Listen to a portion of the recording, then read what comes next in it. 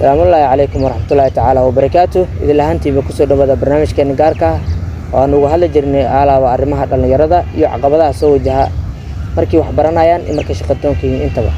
ما أنت وح بربر كي فردية المصلحة عبد الداهر وكم إذا دلنا يردا الصوماليين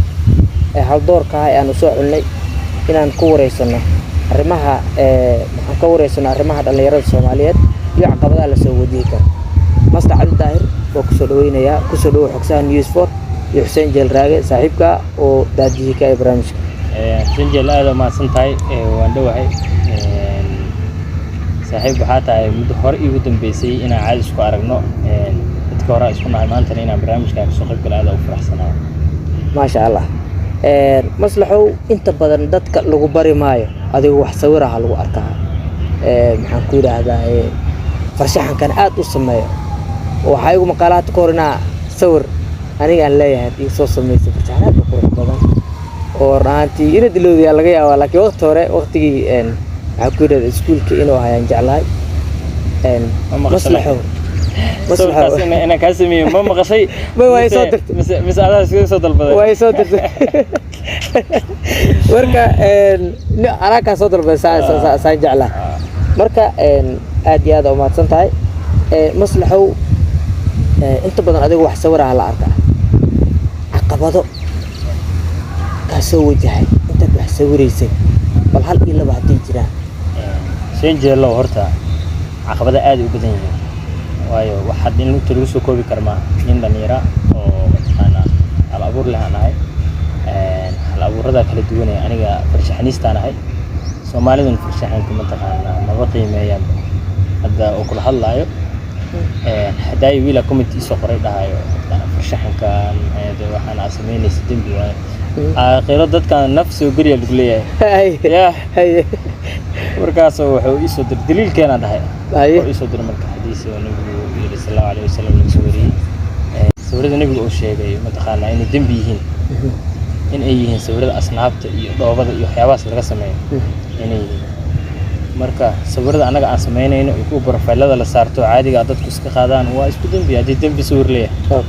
مركا مقدم ببرناكو مركا أنت بدن بالشدة فيدباك كاجينا مكو عجب جلسة مسحوقها هاي واحد يقول أنت markii aan isbarbarkiyo waxa badnaado dadka dhiiriga ما شاء الله waayo inta ma aragtay badana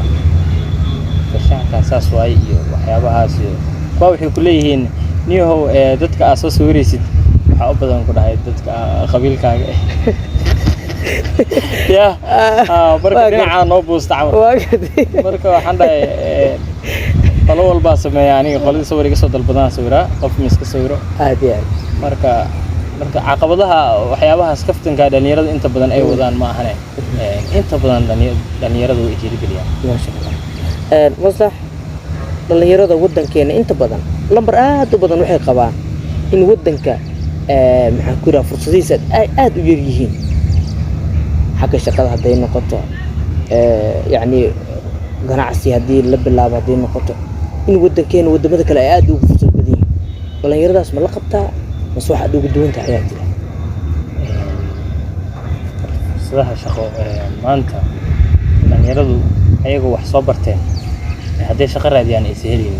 يعني عقبات بدنا يجرو محل صوبين كرا مركز لان محل صوبين كرا ويبدين لكن أنا جا حال من أقصى قاعدنا شقدي إنقرب لسكوجي يعني قفكي مركز أخوانتي سأن متخانة لوفيرم لكن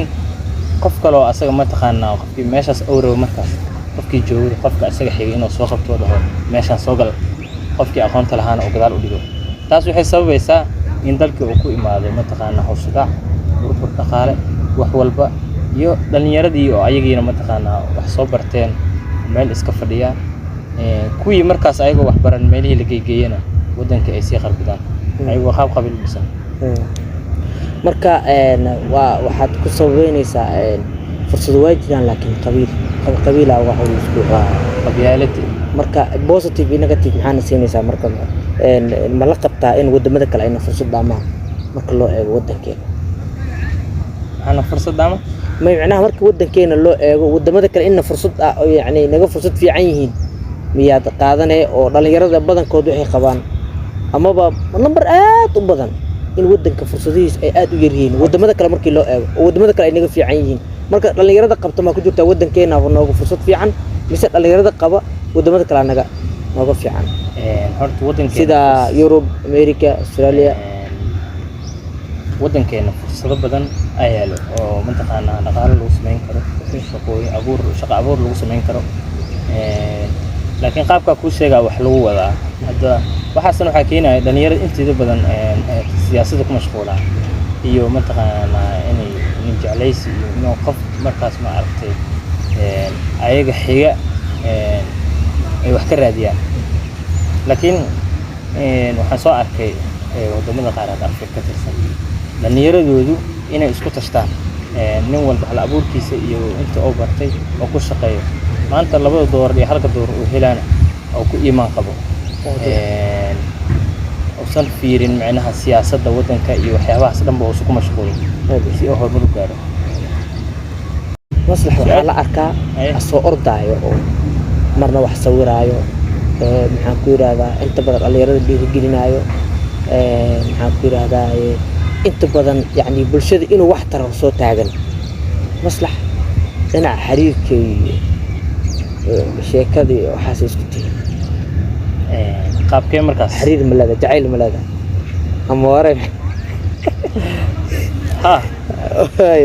ساشاس عاوداويسا نعم اوكي ugu dambeyntii bas waxa ka mid tahay 75% dhalinyarada Soomaaliyeed inta badan u martida ah 25 bulshada Soomaaliyeed soo hartay dhalinyarada Soomaaliyeed maxaad ku dhiirigelin lahayd oo aad galabta halkan ugu fari lahayd dhiirigelin markii la dhaho dhalinyarada Soomaaliyeed waxa ku dhiirigelin lahaa maanta hamiya leedahay hamiga aad leedahay hartana kamera dhalido marka qof hadalkiisa ha u joojinin koow talabaad mowqifka ku taagnaaw waliga ha ka leexanin iyo waxa aad ku haminayso cidna ha uga cabsanin cid kale ma taqaanaa inay ma taqaanaa caqabad kugu imaado ha uga cabsanin wax walba kugu imaado dhabarka u dhigo waxana gaartaa hadafkaaga sida uga miro dhalinay waana ka miro dhalinay maslax aad iyo aad u mahadsantahay kaagna aad celinayna sanjaale saaxiibkay inaad naga aqbasho raysigan waana aad iyo aad u mahadsantahay su'aalaha aan ku weydiin dhamaan oo sii wadaysan karaa caadi aad u mahadsantahay intaas ayaan ku soo gabagabeynayna barnaamijkeena gaarka ah arrimaha dhalinyarada aan uga hadlaynay tan iyo kulantada sidaas iyo nabadgelyo assalaamu calaykum waraxmatullaahi wabarakaatuh